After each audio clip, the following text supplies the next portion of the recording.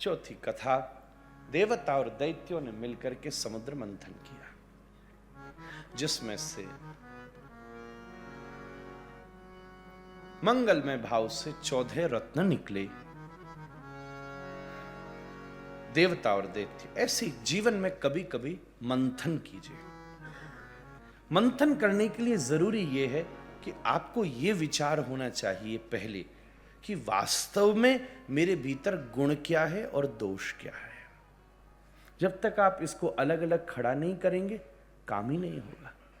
क्योंकि हमें अभी अपने दोष भी गुण जैसे लग रहे हैं। इसी को अभिमान कहते हैं। अभिमान कहते, सरलता का मतलब क्या है? जब हम अपने दोषों पर काम करना शुरू कर देते हैं। और अभिमान क्या है? जब हम अपने दोषों को ढकना शुरू कर देते हैं। गुण दोष तो सब में है। एक बात आपसे कहूं, आजकल हर कथा में कहने लग गया हूं, जो बिल्कुल सही है ना, उससे बच के रहना। जो बिल्कुल सही है ना, उससे बहुत बचिएगा। जो बिल्कुल सही है ना, वो खतरनाक है।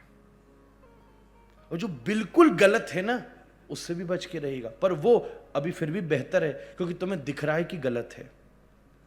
पर जो बिल्कुल सही है, उससे तो बिल्कुल ही बचना, बहुत खतरनाक है। पर जो सही भी है और गलत भी है, वो नेचुरल है, वो सही है, वो स्थायी है, वही प्राकृतिक है।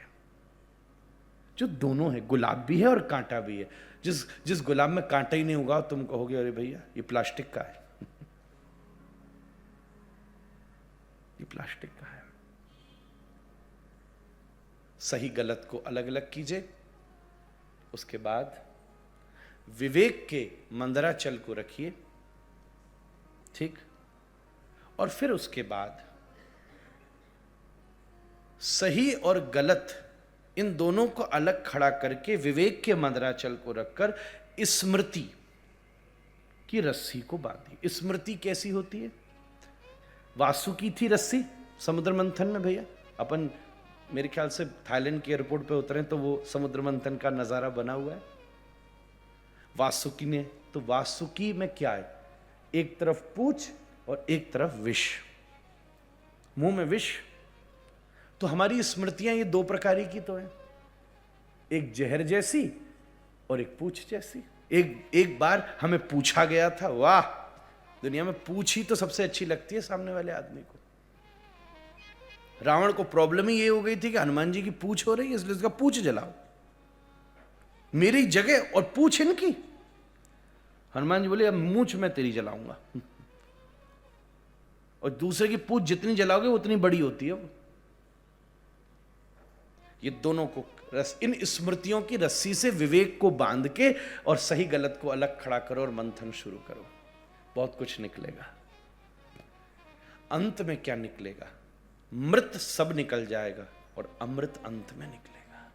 जब खोलना शुरू करोगे तो धीरे धीरे जो जो मृत हो सकता है वो सब निकलेगा और अंत में धन्वंतरी अमृत लेकर के प्रकट हो जाएंगे।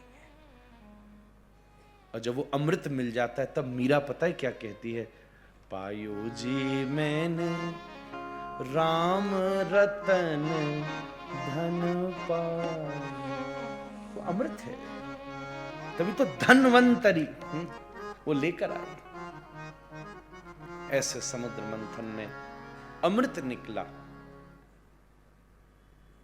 यही आत्म मंथन है। दैत्यों ने चोरी करी, प्रभु ने मोहिनी अवतार लेकर अमृत बांटा। देवासुर संग्राम में बलि की मृत्यु हुई। शुक्राचार्य जी ने संजीवनी विद्या से जागृत करके उसको स्वर्ग का अधिपति बनाया। अदिति ने पयोव्रत का पाल, एक व्रत भागवत में लिखा है, बड़ा उपाय है, जिस व्रत को करके अदिति के यहां स्वयं प्रभु ही वामन के रूप में पैदा हुए।